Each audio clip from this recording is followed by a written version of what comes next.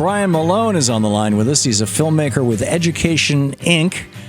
edincmovie.com is the website for this new project. Fast forward, Ed Inc. Movie is the Twitter account, also at EDINCMOVIE. Brian, welcome. Thanks for having me. Appreciate it. Great to have you join us. Tell us about you say American public education is in controversy. It seems to me that that's a very soft word. It more like it's in crisis, is it not? Well, I guess that depends on who you ask. But yeah, right now we're seeing kind of a nationwide idea that public education is failing, and this has been happening for several years. But there are these kind of quasi-private alternatives that are coming up that are giving parents this. The buzzword is school choice, and everybody loves choice, So it's an easy kind of a bait for these parents who might want to put their kids, say, in a charter school, not knowing that it's actually run by a private corporation. And what's happening is that in these local elections where there's typically very low turnout, these new school boards are being school board members are being elected in.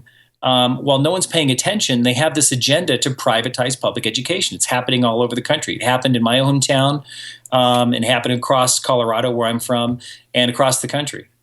So what happened in your hometown? So I'm from Douglas County. It's the Colorado? I still live in Douglas County, Colorado. It's just outside of Denver. It was a little cow town when I grew up here 40 years ago. It's now grown up to be a school district of 60,000 kids, the third largest in the state of Colorado. And it's a bedroom community. It's turned into a bedroom community. But what had happened, this happened over the course of several election cycles, so 5-6 years. No one was paying attention. Douglas County schools had always been very well known around the country, around the state and around the country, as a destination school district. What happened when no one was looking is that a very conservative school board ran on a political ticket, got their base to vote them in. I think with very low numbers, like something like 14% of the electorate turned out for the vote that got them in. It became a unanimous school board at that point, and they started employing a lot of tactics that ushered in. Opened the doors for private enterprise and basically shut out the citizenry, shut out the public from their own school district. Right. Now, I've heard all kinds of different narratives about what's going on with education, and well-intentioned idiots. Some of these foundations that are supporting these quote school choice initiatives. On the other hand, we've got people who are making literally millions, tens of millions, hundreds of millions of dollars running terribly performing schools all around the country, the private for-profit charter schools.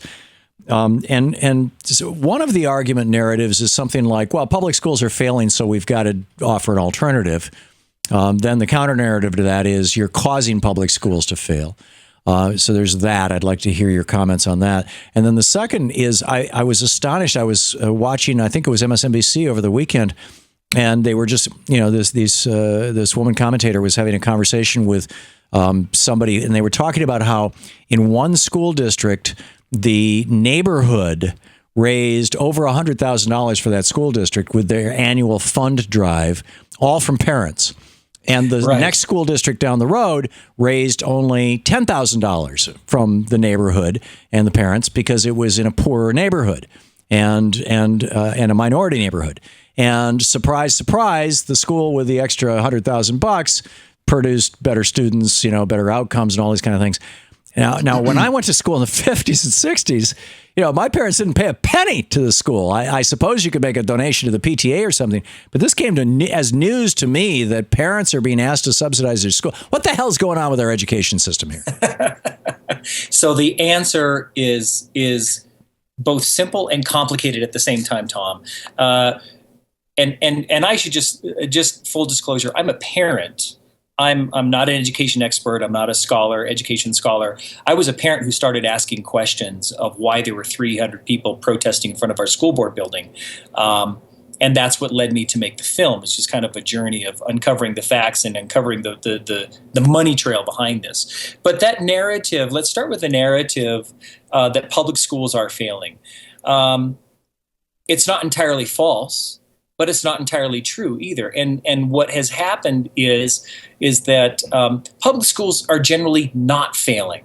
In fact, we are graduating more students out of high school, and more kids are going to college now than ever before in the history of the nation. Truth. Isn't that just a function of a growing population, or do you mean as a percentage of our population? That's true. It's both. It's both. But here's the thing. There's a caveat to that. There are still big holes in our public school system where public schools are hurting. Right. But if you look at the reasons behind that, more times than not, it really comes down to the things that we've always known for years, that these low-performing schools and school districts are tied to neighborhoods that have essentially given up. High poverty areas. Schools.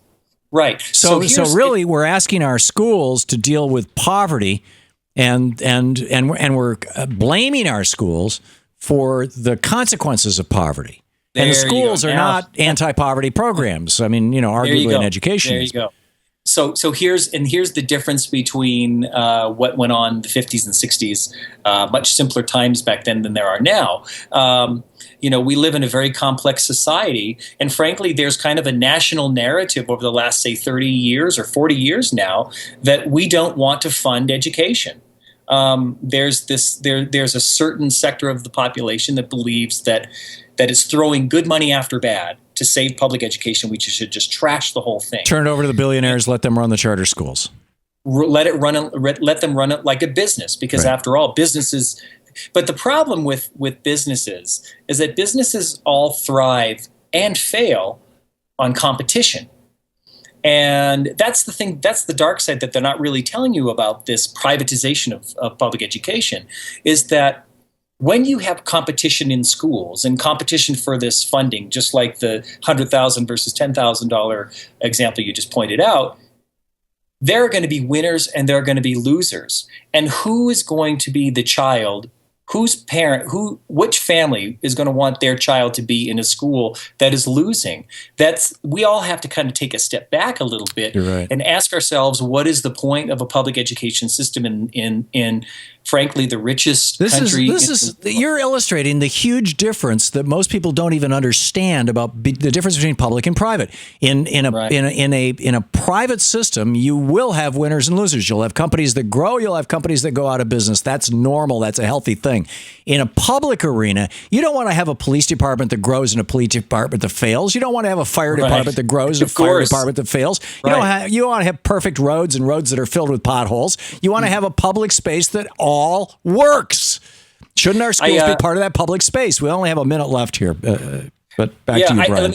Let me leave with this idea real quick. I interviewed the Dean of Education, University of Wisconsin, Dr. Julie Underwood. She's had this great quote. She said, "Schools don't fail.